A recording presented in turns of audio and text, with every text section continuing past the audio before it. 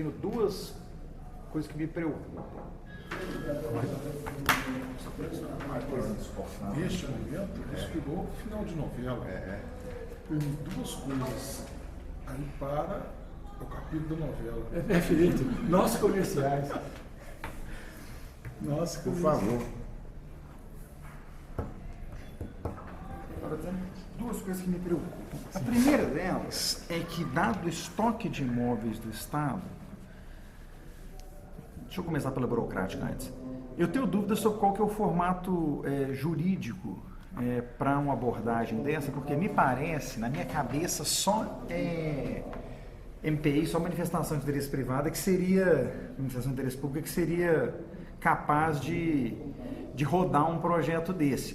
Porque há uma discussão do Tribunal de Contas sempre, de como é que a iniciativa privada, os particulares, chegaram até o Estado para fazer um estudo sobre qualquer que seja, para oferecer uma modelagem. Aí criaram a tal da manifestação de interesse público, mas que é um instrumento que funciona quando você está falando de grandes operações. Se você fizer uma manifestação de interesse público para cada prédio do Estado, você não vai fazer mais nada, você vai ficar só fazendo manifestação Mas de será interesse que nós público. vamos fazer uma só ou nós vamos pegar um pacote? Pois é, aí é isso que eu ia dizer. Falou, olha, então, primeira coisa, eu acho que a gente está falando de uma manifestação de interesse e é um trabalho que o governo teve dificuldades, os governos tiveram dificuldades em conseguir pôr de pé ao longo dos anos. Perfeito. Talvez o melhor exemplo seja da Gamileira, que custou uma fortuna para todo mundo, para o Estado, para os particulares que participaram, agora custou uma fortuna.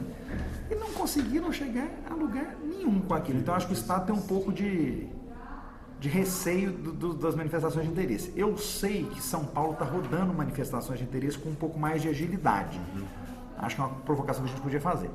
Agora, dito isso, se a gente chegar à conclusão que tem que ser via manifestação de interesse, para dar para o... Porque eu acho que tem uma coisa que acontece com o administrador, na hora que ele olha assim e fala, nossa, super legal.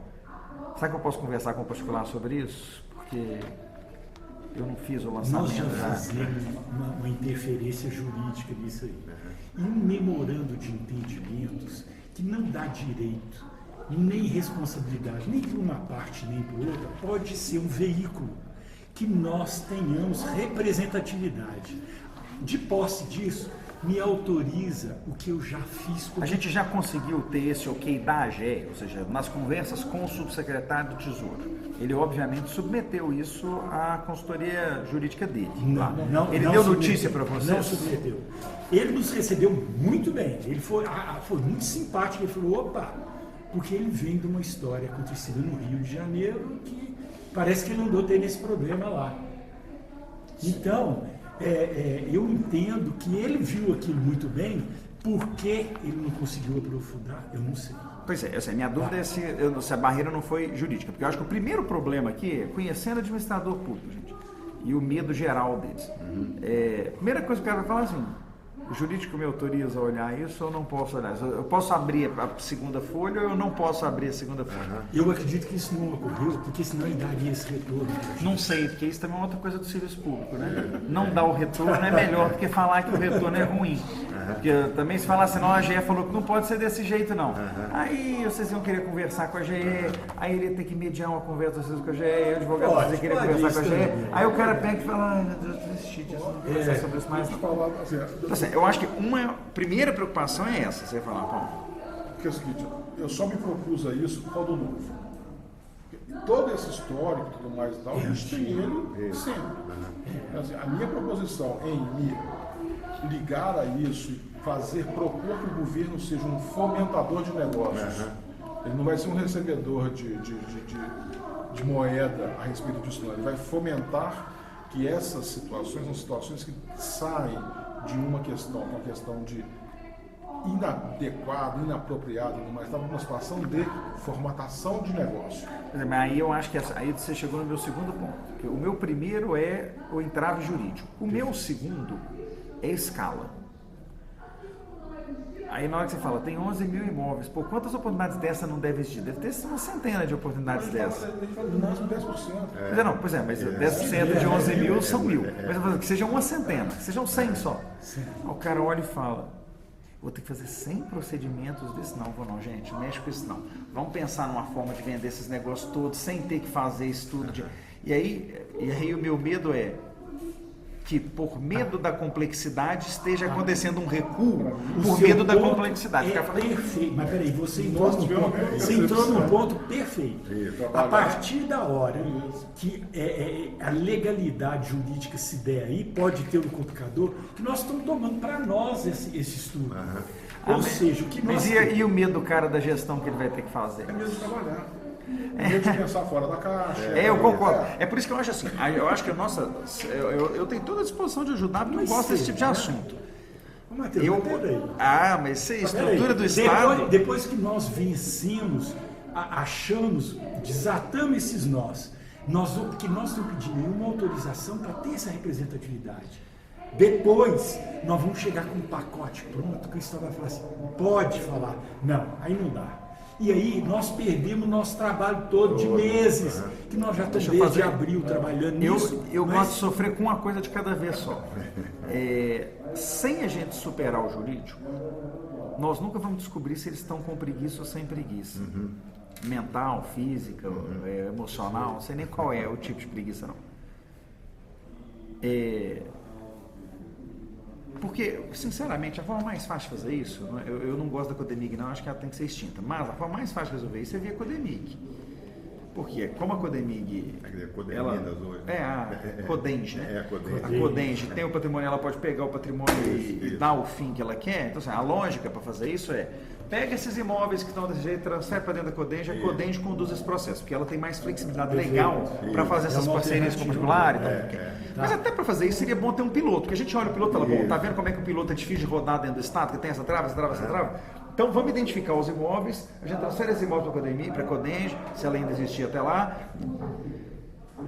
Eu acho que a gente tem que superar a parte do jurídico, porque a parte mais difícil para mim não é a do jurídico. A do jurídico é sim ou não, ela é binária. Você acha que o Gustavo já fez isso? Eu acho que é possível, eu não sei, mas eu acho que se eu fosse o subsecretário, a primeira coisa que eu faria é conversar com o meu AGE. Então, assim, a gente precisa entender, e eu posso correr atrás dessa informação, se essa consulta foi feita. Se foi feita, a nossa pressão é técnica. Se não foi feita, nós temos um problema jurídico.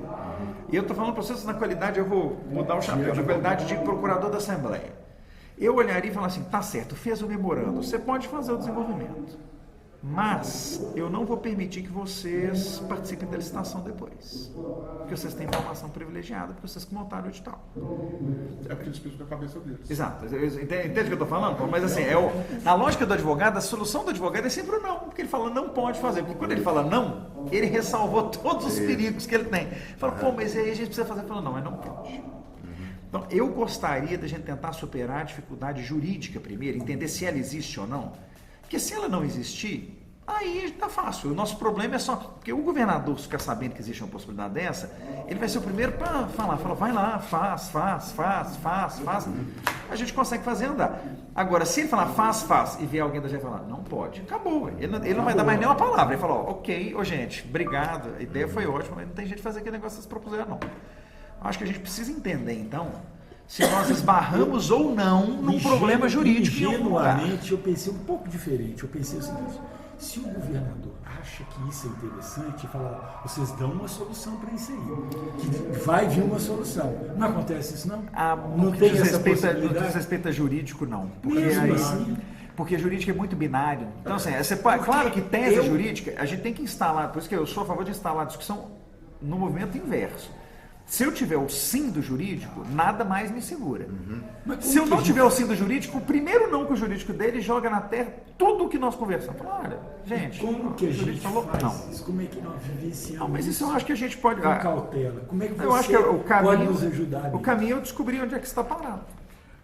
Eu cheguei a pensar. A gente foi e ao contrário do que vocês imaginam, eu acho que quanto mais para baixo a gente mira, maior a chance de sucesso. Isso. Porque os chefes são. mas o Vitor não é a área dele, né? Assim, conversar com o Vitor e comigo nesse assunto dá na mesma. Não é a pessoa que resolve o problema.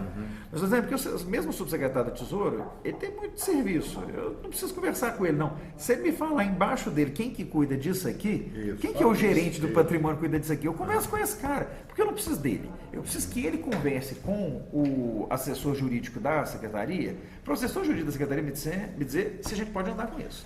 Porque ele falar, pode andar, fala, ok, você falou uma lógica muito boa, porque a Patrícia, que é a diretora imobiliária do Estado, ela que gere a equipe que está ali no dia a dia dentro da subsecretaria